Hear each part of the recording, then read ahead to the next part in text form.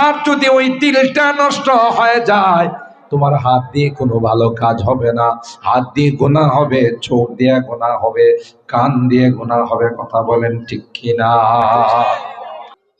একটা পিউনের ব্যাপারে হক কথাটা তিনি নিজেই কয়ে গেছে। যেমন ওনার বড় বড় নেতারা অনেক সময় বড় বড় সেমিনারে বইলাই ফেলাইছে, আমাদের সাথে ভারতের সাথে যে সম্পর্ক, ভারতের উন্নতি আমাদের উন্নতি, আমাদের উন্নতি ভারতের উন্নতি, আর আমাদের সাথে ভারতের সাথে সম্পর্কটা হলো স্বামী স্ত্রীর সম্পর্ক। কথা কয় কইছে না এই কথা? হক কথা বাইরে যায়। আল্লাহ হাসাল হক, হক একদিন না একদিন প্রকাশ পায়। চিন্তা করছেন? কথা যা বলছে সব ঠিকই বলছে। এই জন্য এখন বিপদের সময় স্বামীর বাড়িতে যায়, কি নিছে? আশ্রয় নিছে। কথা ঠিক কেন? এটা তো আমাদের কথা না, তাদের কথা। কোন মুসলিম মুসলমানদের বন্ধু হতে পারে না। কথা হয় না। কোন অমুসলিম মুসলমানের বন্ধু হতে পারে না, কোরআনের কথা। ইয়া আইয়ুহাল্লাযীনা আমানু লা তাত্তাখিযুল ইয়াহুদা ওয়ান নাসারা আউলিয়া বা'দুহুম আউলিয়াউ বা'দ। আল্লাহ বলেন, এই ঈমানদারগণ, কোনদিন কোন বিধর্মীদেরকে তোমাদের বন্ধু বানাবা না, কারণ কোন বিধর্মী ঈমানদারদের বন্ধু হতে পারে না। কে বলছেন? আল্লাহর কথা সত্য না আমাদের কথা সত্য? এদেরকে আমরা কত বন্ধু বন্ধু বন্ধু বন্ধু বন্ধু হাইরি মুখ দিয়ে ফেনা উঠায় ফেলাইছি। পদ্মার সবচেয়ে বড় বড় ইলিশটা আগে বন্ধুরে দিছি, পরে দেশের মানুষের জন্য থাকলে খাইছে, না থাকলে। রাজশাহীর বড় বড় আমগুলো আগে পাঠাইছি বন্ধুদের দেশে, এরপরে থাকলে আমরা খাইছি। কথা কান ওরে ওলামায়ে কেরাম মুআজ্জাজ মানুষ, আল্লাহ ইজ্জত দিয়েছেন, এই জন্য ইজ্জতের জায়গায় বসতে হবে। মুহতারাম হাজিরিন, তাহলে কি বললাম? আত্মা ভালো, দেহ ভালো। আর এই আত্মার খোরাক পাওয়া যায় দিনেরই মাহফিলে। সুবহানাল্লাহ। আপনারা তো ভাগ্যবান, সামাদনগরের মানুষ বড় ভাগ্যবান। আমাদের উদীয়মান তরুণ আলেম দ্বীন হযরত মাওলানা আরিফুল ইসলাম আপনাদের এখানে একটা কোরআনের মাদ্রাসা করছে, ঠিক না? আর যে এলাকায় কোরআনের মাদ্রাসা থাকে, এই এলাকাকে আল্লাহ আসমানি জমিনি গজব আযাব থেকে হিফাজত করে। সুবহানাল্লাহ। আরে বাংলাদেশে ভূমিকম্প যে ধাক্কা দিয়েছিল, কোরআনের মাদ্রাসা না থাকলে বহু আগে বাংলাদেশকে আল্লাহ ধ্বংস করে দিত। কথা কি ঠিক বললাম? আমরা তো টের পাই না। আর এই বিগত দিনে মাদ্রাসাকে নিয়ে কত উপহাস করছে না? জঙ্গিবাদ, মৌলবাদ, সন্ত্রাসীদের আস্তানা, জঙ্গিবাদ প্রজনন কেন্দ্র, মাদ্রাসাগুলো ব্যাঙ্গের ছাতার মতো গজাইতেছে। এই কথাগুলো আমরা শুনি নাই? মাদ্রাসায় যারা পড়তো এদেরকে বলতো যে তোমরা পাকিস্তানে যাও, বাংলাদেশে তোমাদের জায়গা নেই। এমনকি মাদ্রাসার পড়নেওয়ালারা ওলামায়ে কেরাম নায়েবে রাসূলরা পাকিস্তানে না বাংলাদেশে। আর যারা বলছিল এরা কি বাংলাদেশে না হিন্দুস্তানে? দেখছি নি কারবার। আল্লাহর কুদরত বুঝা নাই। মাদ্রাসার সংখ্যা তত্ত্ব সন্ত্রাসের কারণে, অপপ্রচারের কারণে কমছে না বাড়ছে? বলে না? মাওলানা আরিফ সাহেব আমার বলতেছিলেন, হুজুর আমি এলাকার গরিব মানুষদেরকে নিয়ে, গরিবের বাচ্চাদেরকে লেখাপড়া করানোর জন্য এখানে মাদ্রাসাটা খুলছি।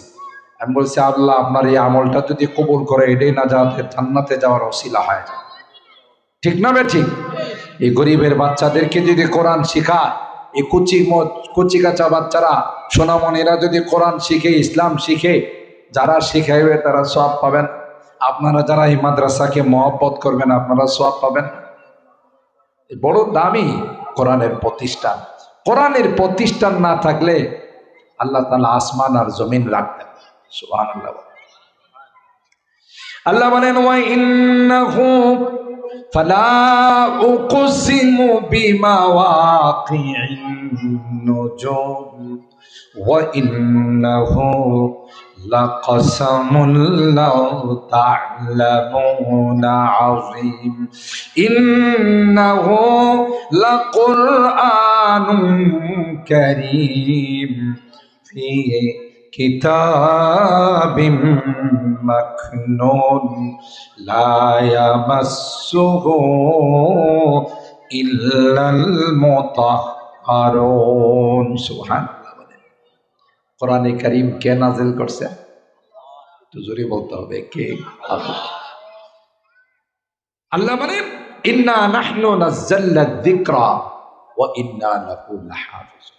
কোরআন আমি নাযিল করেছি, কোরআনের সংরক্ষণের দায়িত্ব আমি আল্লাহ নিলাম। সুবহানাল্লাহ।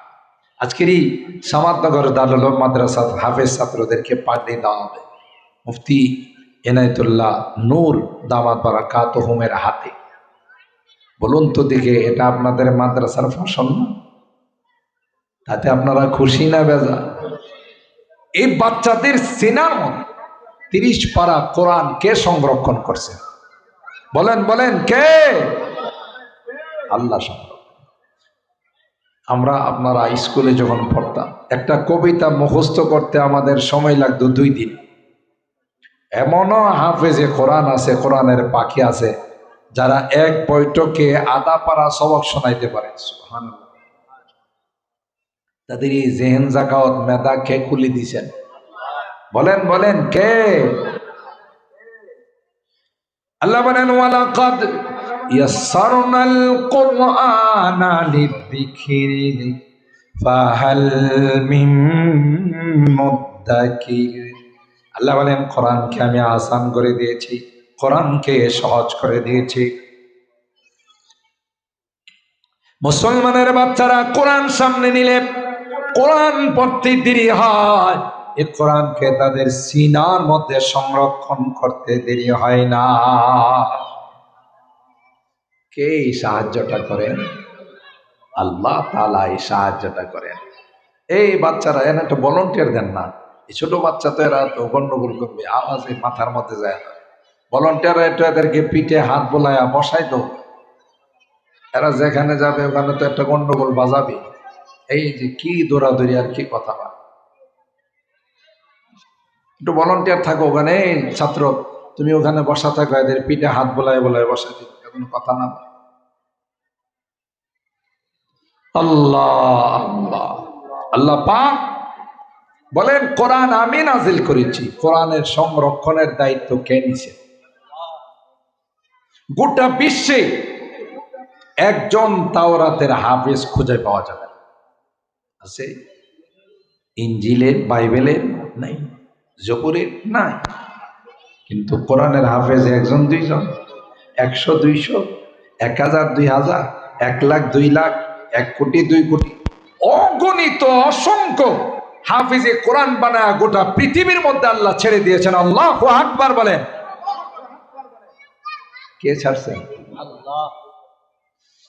গোটা বিশ্ব মিলে যদি কোরআনে কারিমের বিরুদ্ধে ষড়যন্ত্র করে, আল্লাহ কয় না না, যে কোরআনের দায়িত্ব আমি নিয়েছি রে, এ কোরআনকে গোটা বিশ্বের মানুষ ষড়যন্ত্র করে কিছুই করতে পারবে না।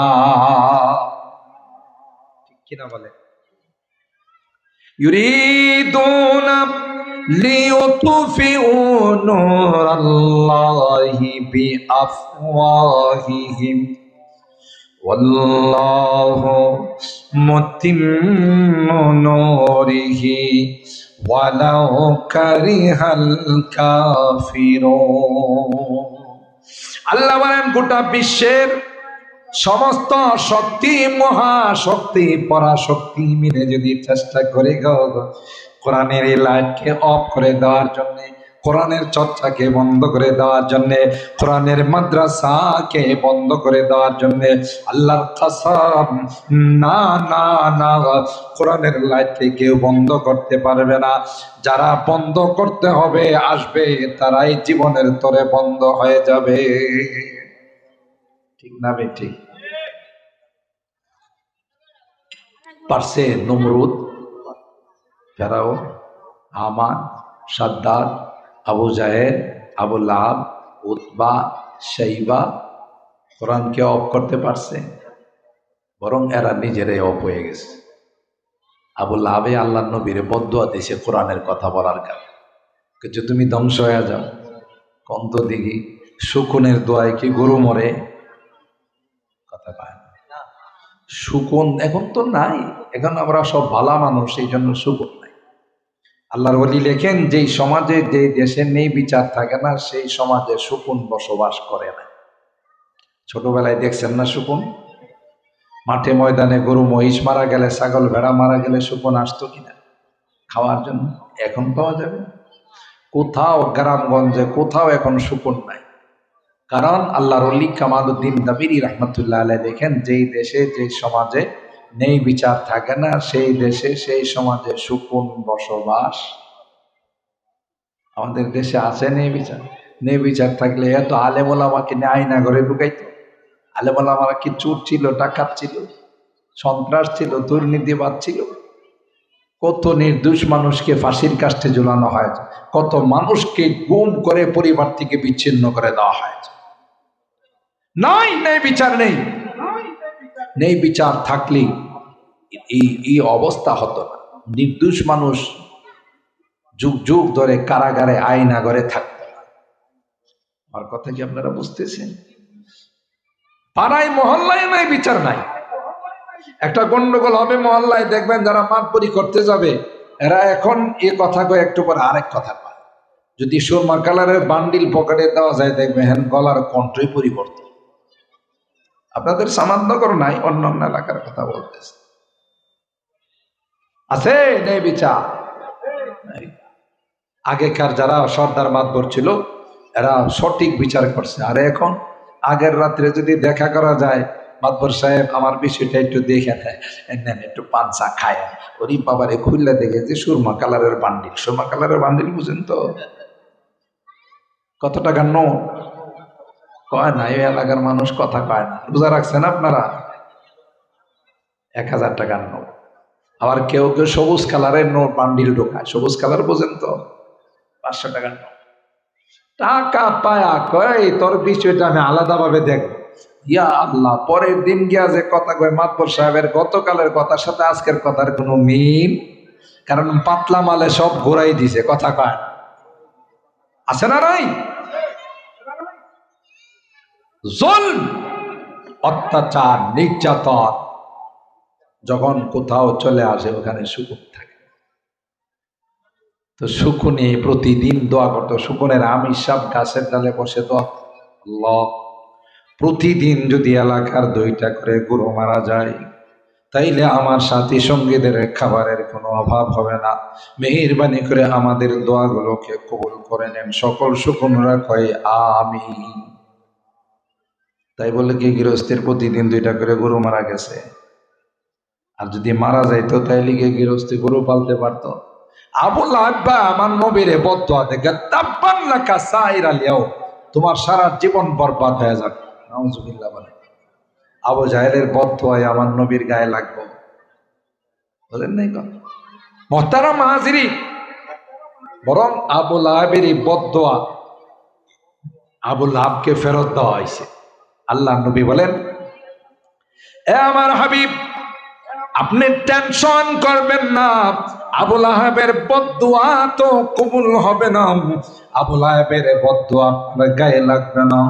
আমি আল্লাহ এই বদদুয়ার জবাব দিলাম গো। সূরাতুল লাহাব নাযিল করে গোটা পৃথিবীর মানুষ কিয়ামত পর্যন্ত এই সূরা তিলাওয়াত করবে, আর আবু লাহাব তার পরিবারকে বদদুয়া দিবে। ঠিক কিনা? তাহলে আবু লাহাবের বদদোয়া লাগে না, ষড়যন্ত্র করছে। আবু জাহেল, তার আসল নাম ছিল আবুল হিকাম, বুদ্ধির রাজা। কোরআনের বিরোধিতা করার পর আল্লাহ কয়, হে মূর্খের রাজা। নামটা পাল্টাইছে কিসের কারণে? কোরআনের বিরোধিতা করার কারণে। আর আবু জাহেল এখন কে পুরস্কার পাইছে? কোরআনের বিরোধিতা করার কারণে বিশ্বের সবচাইতে বড় টয়লেটটা পুরস্কার দিছে।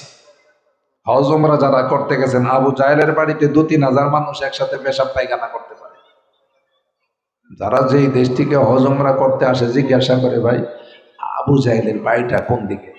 কি করবা? হের মাথায় একটু পেশাব করব। অনেকে মনে করে হের মাথায় পেশাব না করলে হজই হয় না, হের মাথায় পেশাব না করলে উমরাই হয় না। কথা বলেন ঠিক কেনা? কোরআনের বিরোধিতা করার কারণে আজকে তার এই পরিণতি, ভয়াবহ পরিণতি হয়েছে। আর কোরআনের পক্ষে যারা থাকে তাদেরকে আল্লাহ চমকাই দেয়। সুবহানাল্লাহ। বেলাল হাবশি নাম শুনছেন না? মসজিদে নববীর মুয়াজ্জিন, আবিসিনিয়ার থেকে আসছে। হাবশা, কালো, গোলাপ, ঠোঁটগুলো মোটা মোটা, চুলগুলো কোকড়ানো, জাতে গোলাপ। বাহ! কোরআনের পক্ষে থাকার কারণে, ইসলামের পক্ষে থাকার কারণে আল্লাহ রাব্বুল আলামিন তার মধ্যে এমন পাওয়ার দিয়েছেন, বেলাল মসজিদে নববীতে আজান দিলে এই আওয়াজ আল্লাহর আরশ পর্যন্ত চলে যায়। আরো আস্তে সুবহানাল্লাহ কোন। কেন? ইমানের পক্ষে, কোরআনের পক্ষে শক্তি। ঠিক কিনা বলেন? রসমে আদাব रह गया आदाने बेलाली न रही, फलसफा रह गया तलकीन गजाली न रही। কবি ডাক দেয়া বলেন, এখনো বিশ্বের মধ্যে আজান হয়, ওই আজান বিশ্বের কোথাও আর কোনোদিন হবে না। যে আজানের আওয়াজ মসজিদে নববী থেকে সোজা আল্লাহর আরশ পর্যন্ত চলে যায়। এখানে দিবে আজানের পরও কিছুক্ষণ কথা হবে, 5 মিনিট 10 মিনিট, আপনারা কেউ যাবেন না, আজান দিচ্ছে।